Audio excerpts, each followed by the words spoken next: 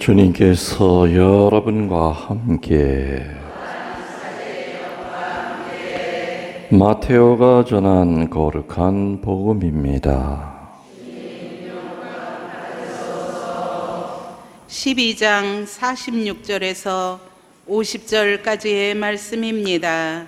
예수님께서 아직 군중에게 말씀하고 계시는데 그분의 어머니와 형제들이 그분과 이야기하려고 밖에 서 있었다. 그래서 어떤 이가 예수님께 보십시오. 스승님의 어머님과 형제들이 스승님과 이야기하려고 밖에 서 계십니다. 하고 말하였다. 그러자 예수님께서 당신께 말한 사람에게 누가 내 어머니이고 누가 내 형제들이냐 하고 반문하셨다. 그리고 당신의 제자들을 가리키시며 이르셨다. 이들이 내 어머니이고 내 형제들이다. 하늘에 계신 내 아버지의 뜻을 실천하는 사람이 내 형제요, 누이요, 어머니다. 주님의 말씀입니다.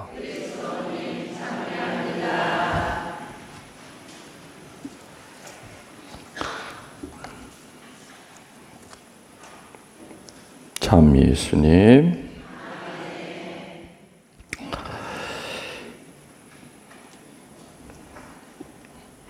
여러분 집안에 사제가 있다면, 여러분 집안에 수도자가 있다면, 그게 혈육이든 사촌이든 누구든, 또 여러분이 형님이 사제라면은, 여러분 언니가 수녀라면은, 아니면 동생이 수녀라면, 아니면 조카가 수녀라면, 아니면 아들이 사제요 수도자라 그런다면 함부로 살 수 있을까요? 대답해 보세요. 형이 사제라고 합시다. 예를 들어서. 그러면 그 동생이 깡패가 될 수 있어요? 없어요? 사제가 있는 집안에서 조폭이 나올 수 있어요? 없어요? 언니가 수도원 원장인데 그 밑에 있는 여동생들이 사기치면서 갯돈 가지고 튈 수 있어요? 없어요? 없죠? 오늘 예수님이 같은 형제라고 그러셨어요. 그러면은 예수님이 남자들에게는 형이 되는 거고 자매들에게는 오빠가 되는 거예요. 그죠? 그러니까 우리 집안에 예수님이 계시는 거예요. 더 나아가서는 그 아버지와 어머니가 같아요, 달라요? 하느님이시잖아요. 하느님 밑에 예수님과 우리들은 형제예요, 자매예요. 맞죠? 근데 우리 함부로 살 수 없잖아요. 오늘 복음의 핵심이 바로 그거예요. 우리를 낳아준 육신의 부모는 있지만 그 육신의 부모는 엄밀히 따지면 하느님의 도구예요. 그 육신의 부모 뒤에 우리를 창조하신 분이 누구예요? 하느님이에요. 아무리 부부 생활 오래 한다 하더라도 하느님이 태를 막아버리면 자식 못 낳잖아요. 맞죠? 부모들이 하는 일이라고 하는 것은 사랑을 하고 아기를 낳는 일뿐이지 그 생명을 만드는 거는 그건 하느님이에요. 생물학적으로 정자와 난자를 만나면은 잉태가 된다. 그러나 우리 믿는 이들이 볼 때는 생명 그 자체가 바로 하느님의 선물인 거죠. 하느님 밑에 우리는 예수님을 형님이라고 부를 수 있고, 저는 옛날부터 줄여서 뭐라고 부르는 줄 아세요? 스도 형님. 그리스도 줄여서 스도 형님. 오늘부터 여러분들은 스도 오빠. 스도 형님이요, 스도 오빠예요.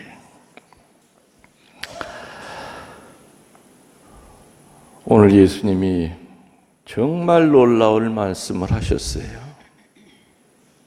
하늘에 계신 아버지의 뜻을 실천하게 된다면 누구나 가릴 것 없이 예수님 자신의 형제가 되고 자매가 되고 심지어는 뭐가 된다고요? 어머니가 될 거라고 그랬어요. 아까 얘기했죠.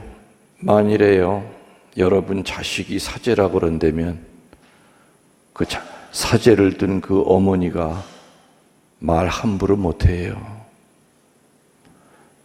사제를 자식으로 둔 그 순간부터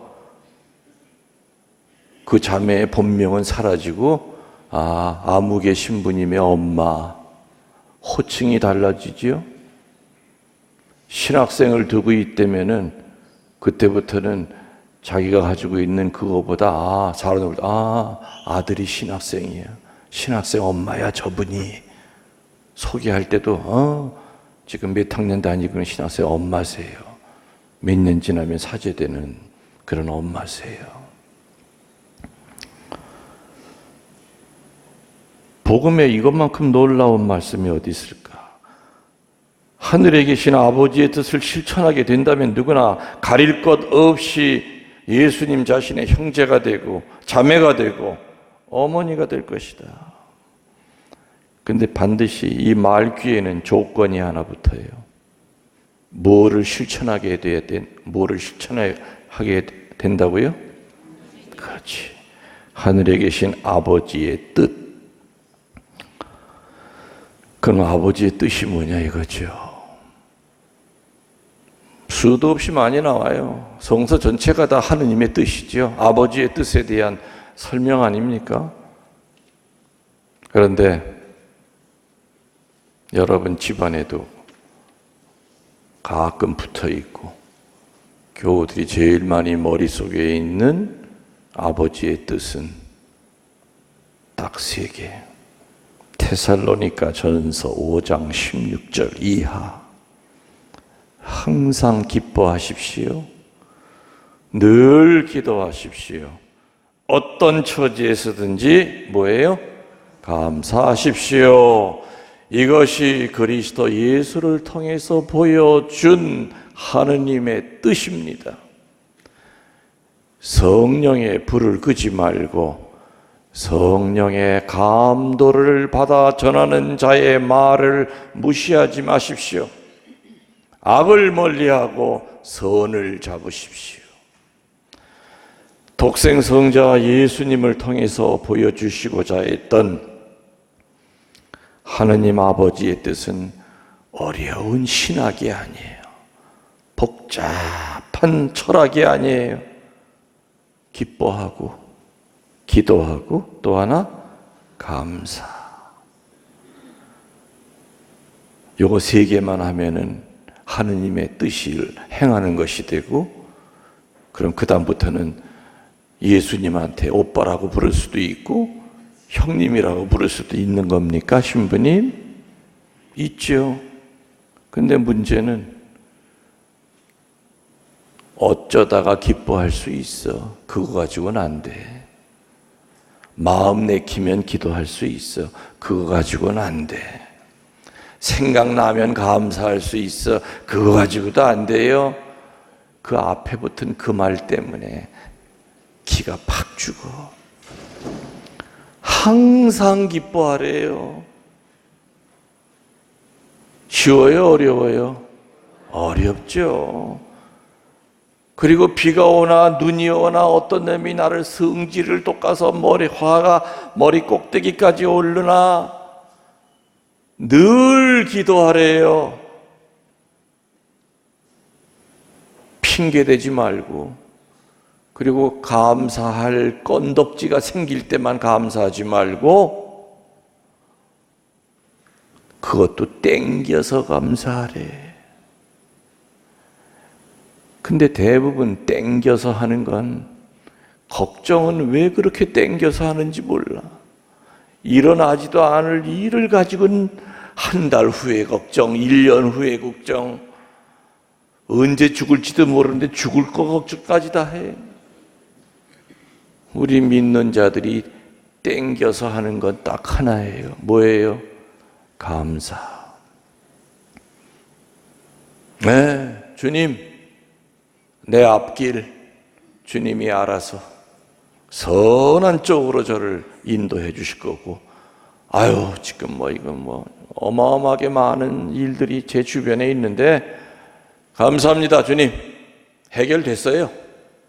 미리 땡겨서 믿는 거예요.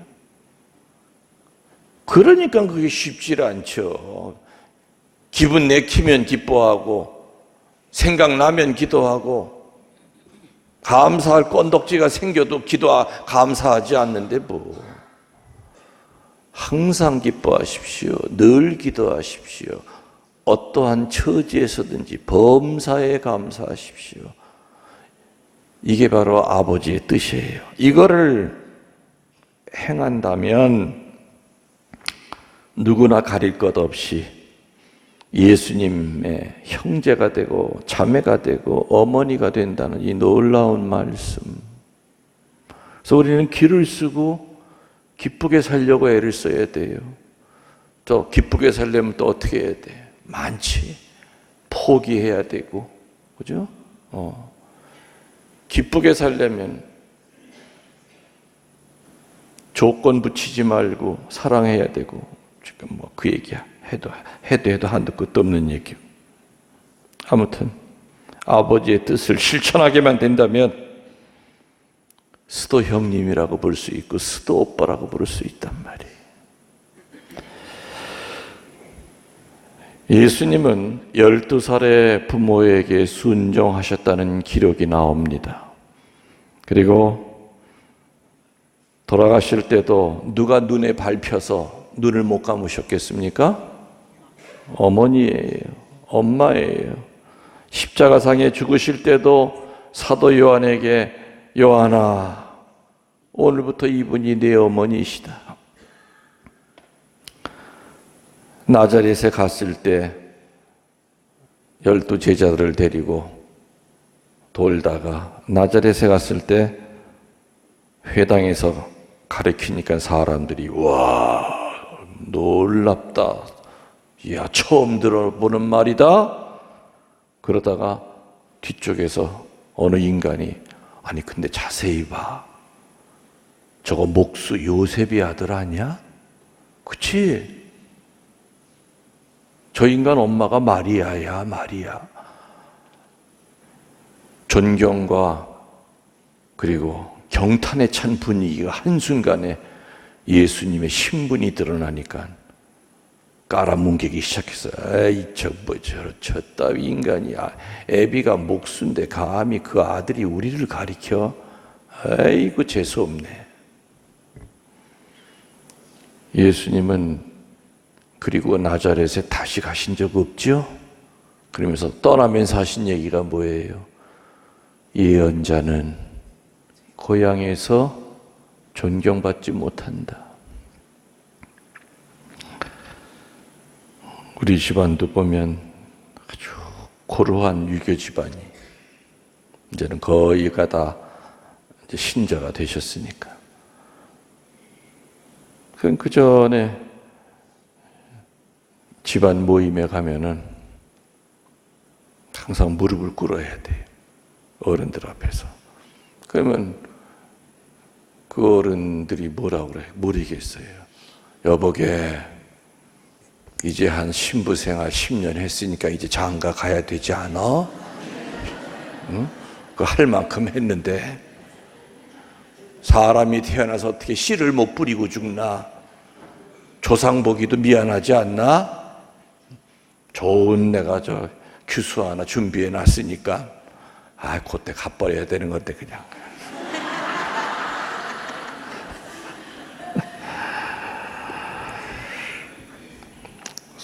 예수님이 30살 되실 때까지 어머니를 부양하느라고 공생활이 늦어졌을 정도로 예수님은 효자예요, 아니에요? 훨씬 먼저 공생활을 시작하셨을 수도 있었는데도 불구하고 왜 30이 돼서야 공생활을 시작하셨을까? 그 얘기는 뭐냐면은 요셉이 일찍 죽은 거예요. 요셉이 일찍 죽고 나니까는 어머니를 예수님이 부양을 해야 돼. 그래서 나이 30이면 그때 당시로는 지금으로 따지면 한 60 정도 되는 거예요. 왜? 그때 당시에 평균 연령이 40을 못 넘었어. 유대 땅에서. 나이 30이 돼가지고 그때야 이제 어머니 더 이상 지체하면 안 되겠습니다. 그래, 내 걱정하지 말고 이제 하느님 구원 위해서 이제 일하세요. 제 걱정하지 마세요. 예수님만큼 효자는 없어요. 그랬던 그 예수님이 오늘 복음에 성모님과 그의 형제들이 찾아왔다고 알려주니까 예수님이 밖은 내다보지도 않고 뭐라고 그래요? 누가 내 어머니이며 형제들이냐 하고 놀라운 말씀을 하시죠. 이거는 예수님이 인간적인 혈연 관계와 예의를 무시해서가 아니었죠. 오히려 그 본분에 대한 완성의 말씀을 예수님이 하고 계신 겁니다. 사실 어느 부모가 자식을 선택하여 낳을 수 있는 것도 아니고 또 자식이 부모를 미리 알고 선택할 수 있는 것도 아닙니다. 맞습니까? 그래서 부모와 자식은 선택의 관계가 아니라 하느님에 의하여 주어진 맺어주신 관계다. 내가 서두에 얘기했죠? 우리는 부모를 선택할 수 있는 것도 아니고 부모도 또 요번에 낳는 아들은 내가 이렇게 만들어야 되겠다 만들어지는 것도 아니에요. 그래서 혈연의 관계 뒤에는 넓게는 아까 뭐라고 그랬습니까? 한 하느님의 자녀라고 하는 것이 혈연의 관계를 뛰어넘어서 그 뒤쪽에는 딱 버티고 있어요. 그래서 그리스도와 한 형제 한 자매가 될 수 있는 이론적인 근거가 바로 거기서 나와요. 그래서 예수님이 하느님을 뭐라고 부르셨어요? 아버지라고 불렀듯이 우리들도 하느님을 뭐라고 불러요? 아버지라고 부를 수 있게 된 거예요. 그러면 그 한 아버지 밑에 예수님도 하느님을 아버지라고 불렀고 우리도 아버지라고 불렀어요. 형제가 되는 거예요. 자연적이고 인간적이고 법률적인 인간관계에서 하느님의 아들, 딸로 변화돼야 되고 성화돼야만 됩니다. 그래서 우리들은 정말 거듭거듭 하느님께 감사하고 고마워해야 할 거는 뭐냐? 죄 많은 우리를 당신의 형제 자매로 받아주셨다는 사실이에요. 감히 어떻게 예수님한테 형님이라고 부를 수 있으며 감히 어떻게 예수님한테 오라버니라고 부를 수 있겠는가? 이 죄덩어리인 우리가 예수님과 같은 혈통을 가지고 있는 거예요. 마태복음 1장이 뭐예요? 마태복음의 1장이 뭐예요? 예수님의 족보가 쫙 나오죠? 예수님까지 나와요. 그리고 예수님 후부터는 족보가 안 나와. 예수님 후부터 그 빈자리에 우리들의 이름이 올라가야 돼. 그렇게 해서 마리아가 예수님을 낳았다. 그리고 그 동생 김웅열 토마스 아퀴나스 신부를 낳았고 또 한참 동생 장건 알벨토 신부를 낳았고 또 한참 있다가 또 동생 아가다 수녀를 낳았고 여러분들 각자의 이름이 예수님의 호적에 올라가야 된단 말이에요. 맞아요? 틀려요? 그렇게끔 살아야 돼.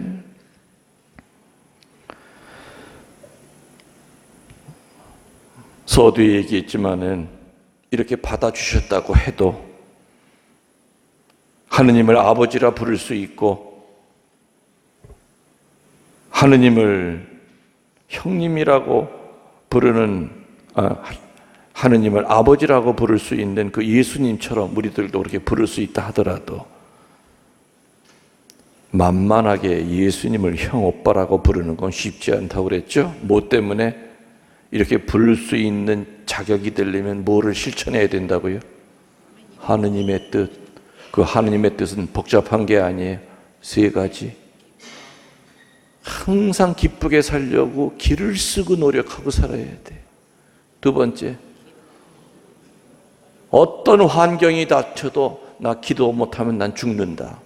내가 기도 못하면 예수님 족보에 못 오른다.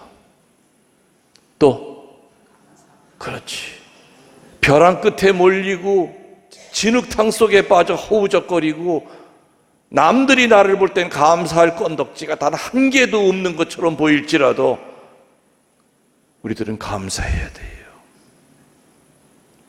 감사해야 돼요. 그 3가지만 하느님의 뜻을 실천하고 산다면 우리는 자신감이 있는 거예요. 그래서 오늘 성경을 읽고 우리들은 자신감을 갖고 예수님을 스도 형님, 스도 오라버니라고 부를 수 있게 된 거죠. 우리들에겐 이런 특혜가 주어진 거예요.